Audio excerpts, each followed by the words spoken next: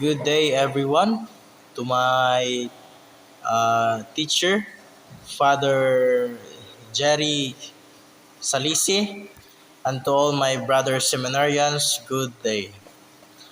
I'm going to report about the persecutions of Christians in the Roman Empire. So there are bases of the persecutions. The Roman Empire was a state based on law. Oh, so as we recall about our um, what we viewed on the movie viewing on the time of our recollection or retreat, uh, it is entitled Saint Paul, and that movie talk lots about persecution of the Romans. If it took forcible action against Christianity, we must assume that it had reasons for doing so. Unfortunately, we possess only a very few official pronouncements which can provide us with information on the legal basis for the official persecution of Christians. So there are one question. Did the state offices act on the basis of special legislation against the Christians?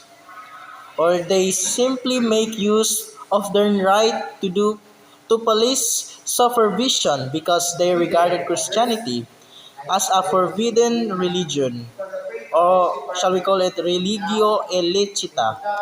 So Christianity long before ago, it is called a religio illicita or forbidden religion. That's why all Christians before they do the worship in a legal way, or in a way that no army or emperor's army can see or can notice. This old controversial question still then we must not is still undecided. If Tertullian occasionally spoke of an institutum Neronium,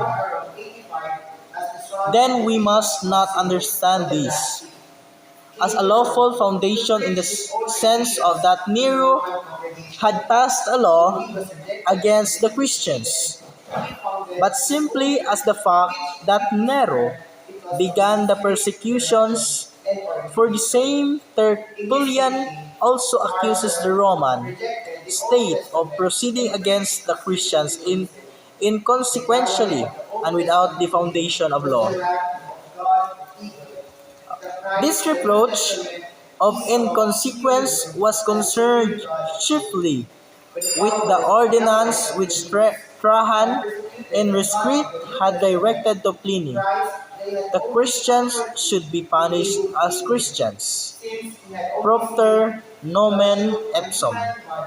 If they were accused, but the state should not actively pursue them, if they are criminals, as Tertullian, why are they not pursued?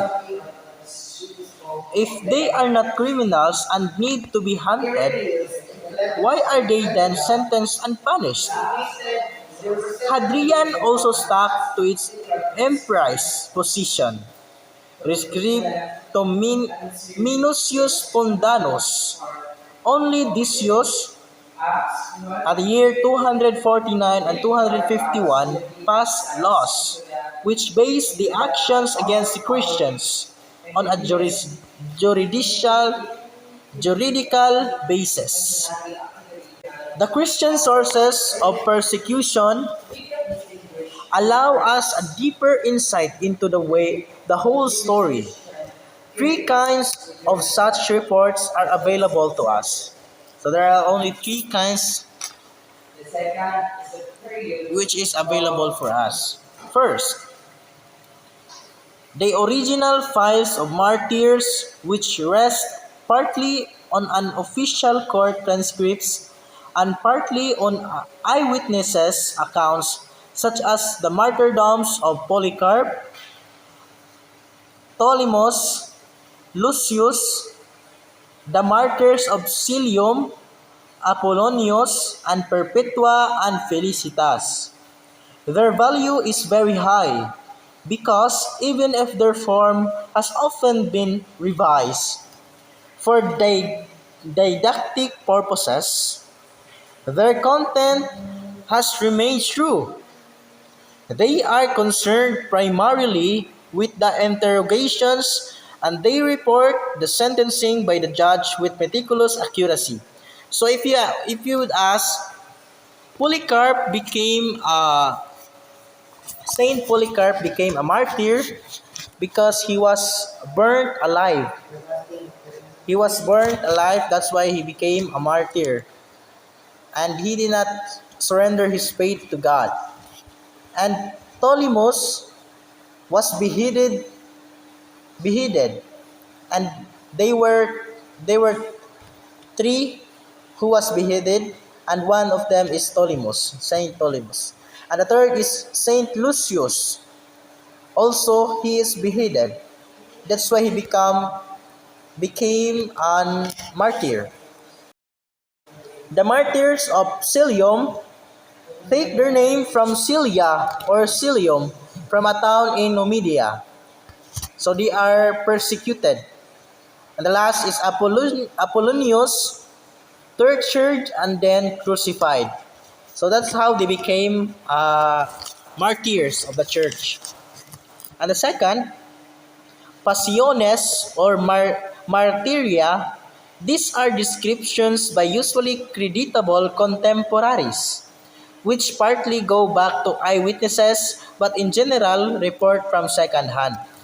And the third, legends and stories of a later period, which essentially are worthless and often do not show their historical kernel if they have one at all. The first pagan literary reports we owe to Tacitus at Males and Suetonius, and they are meager enough. Some of the writings attacking Christianity are important.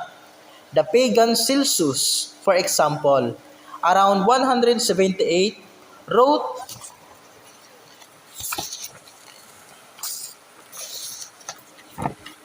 "Who's going to worship, whose forms has become steadily more bizarre since Domitian, by placing the Kyrios Christ in opposition to the Kyrios Emperor.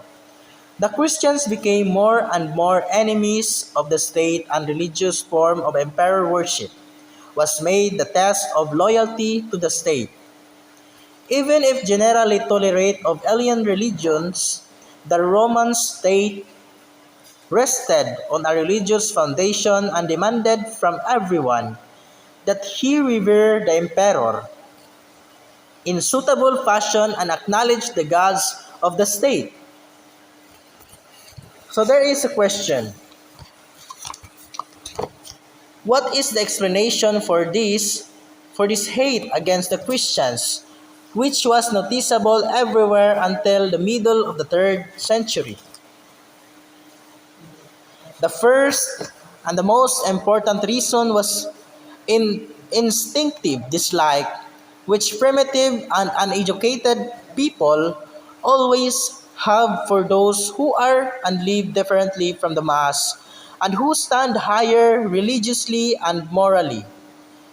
The withdrawal of life of Christians created suspicion and awakened the desire for slander.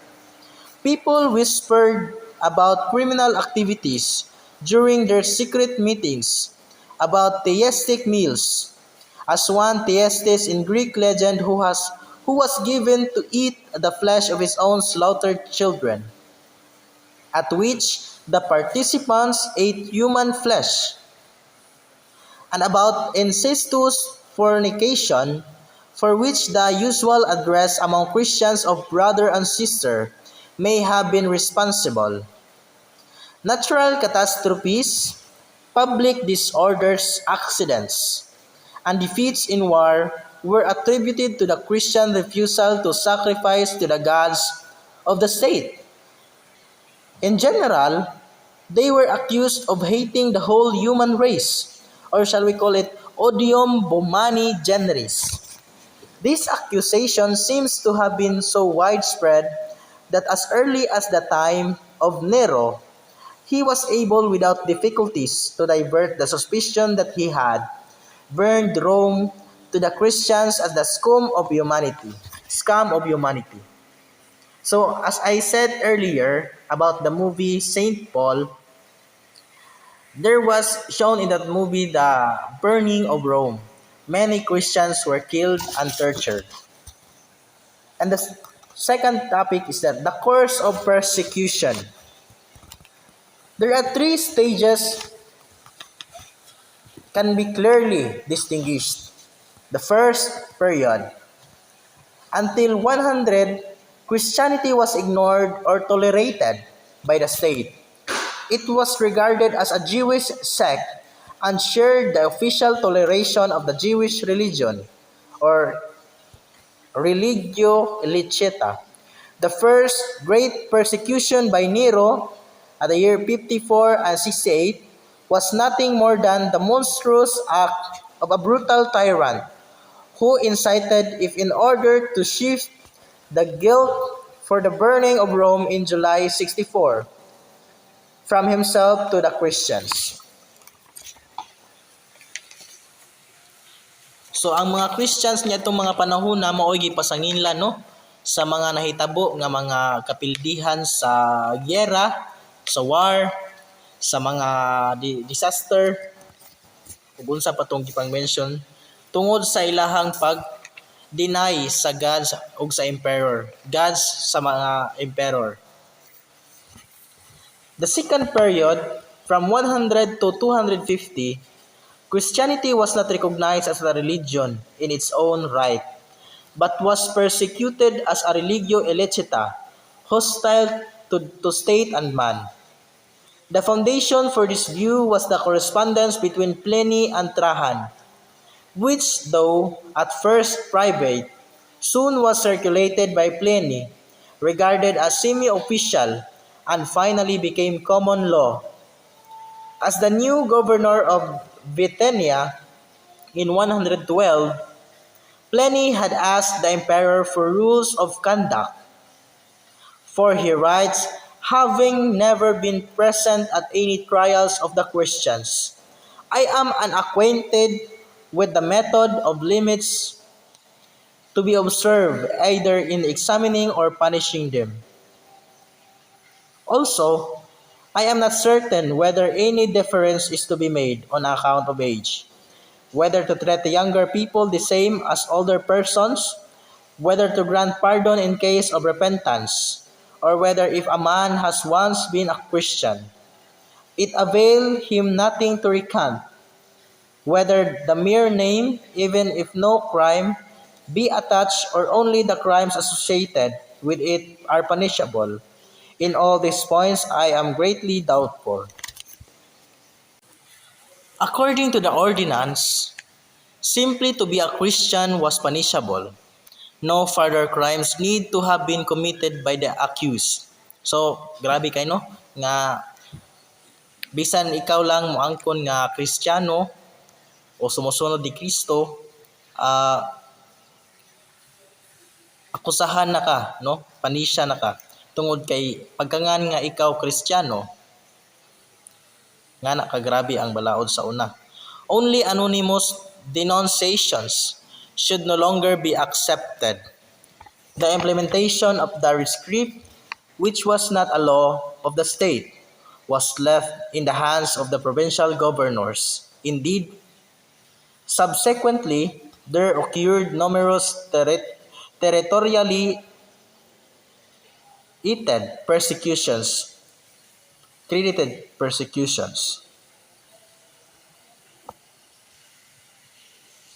whose instigators often were fascinated mobs.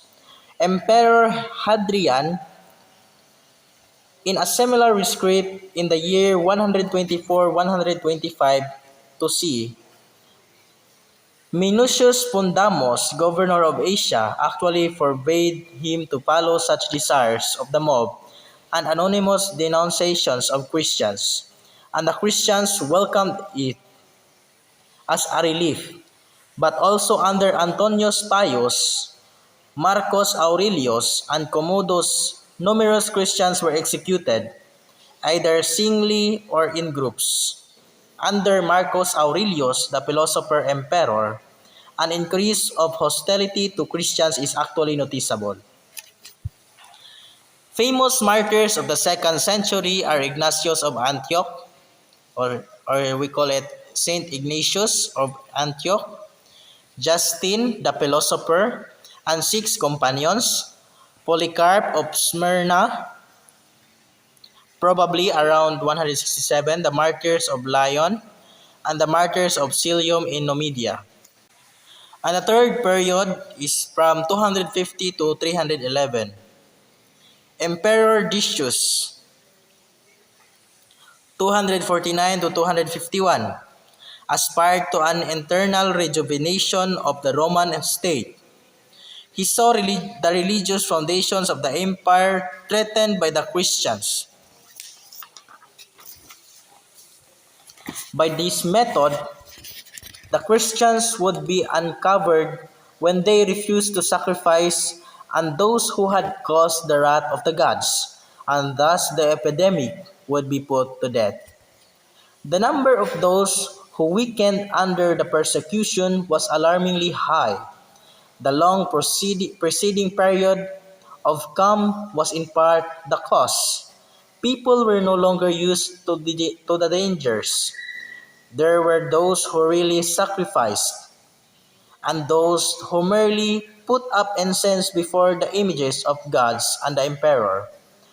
One cause of the failure of so many Christians was probably the ease with which they could squeeze by their sacrifices. The upright Christians considered as apostates and deniers of Christ, even those who taught bravery of the sacrificial commission, had obtained certificates without actually having sacrificed. And those who somehow had their names smuggled into the list of sacrifices, acta facientas. A grave dispute soon broke out among the congregations over the questions of the churchly reconciliation with these fallen ones, or lapsi. In Rome, the presbyter Novatian advocated unrelenting severity in the punishment of the apostates, and there arose a conflict with Pope Cornelius, who practiced mercy. Novatian, highly respected as a theologian, went as far as schism in the Roman Church by appointing himself as a rival bishop and founding a rival church. So kaning schism di ay mga igsuon, mao ni ang murag mao ni gitawag nga term sa mga tao nga mosupak bitaw sa Santo Papa, nga dili sila mosunod ilang supakon, mosukwahi sila sa tudlo. He appealed to the strict ideal of sanctity and championed rigoristic attitudes in the whole practice of penance. The Catholic Church of Pope Cornelius was accused of laxity and betrayal of the faith. Novatian's followers soon called themselves the Pure Ones, although they were excommunicated at a Roman synod in 251 by 60 assembled bishops. They maintained themselves into the 4th century as the Church of the Saints. Their later rigorism excluded all mortal sinners. So kaning mga novatians composed of bishops nga ni supak sa Santo Papa, gi-excommunicate na ni sila sa simbahan. Meaning dili na sila gi-deny, dili na sila sakop sa simbahan. In Carthage and Alexandria, similar tensions arose. The bishops Cyprian and Dionysius made every attempt to find a reasonable, tolerant solution to the question, but they could not prevent the founding of a rival church in Africa under the leadership of a certain Novatus. This church soon contacted Novatian in Rome. Ever since this time, fanatical rigorism has been the characteristics of all heresies and sects.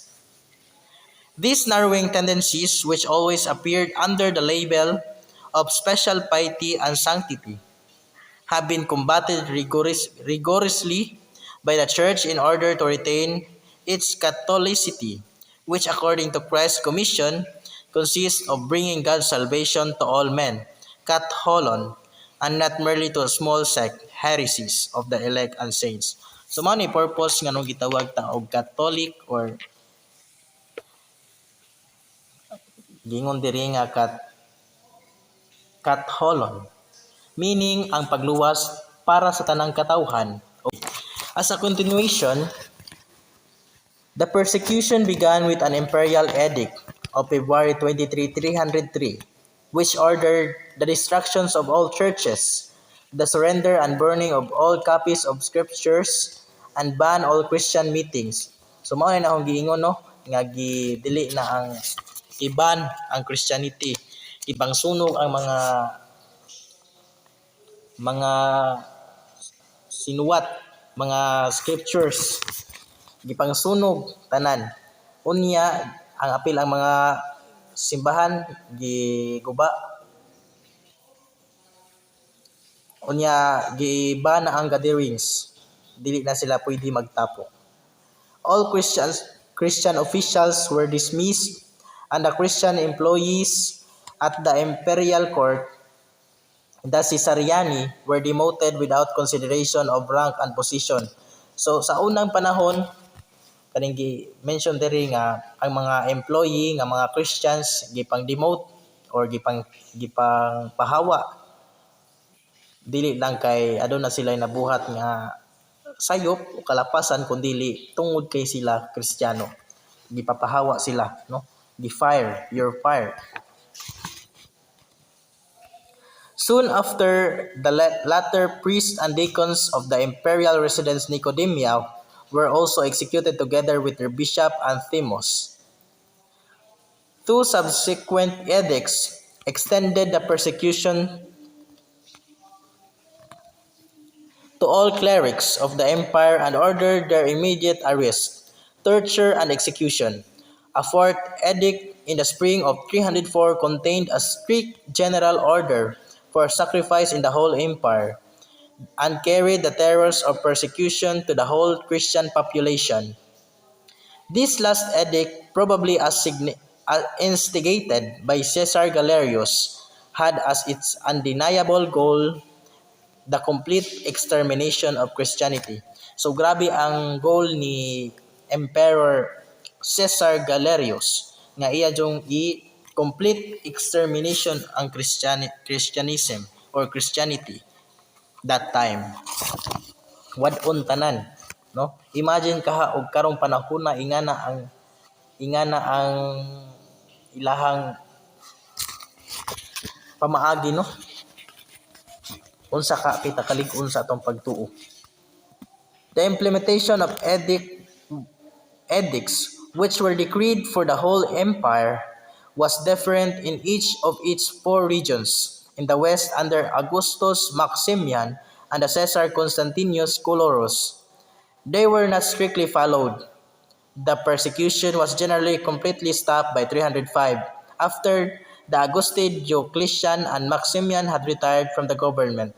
But in the east, the persecution reached its peak in the years 305 under the new Augustus Galerius.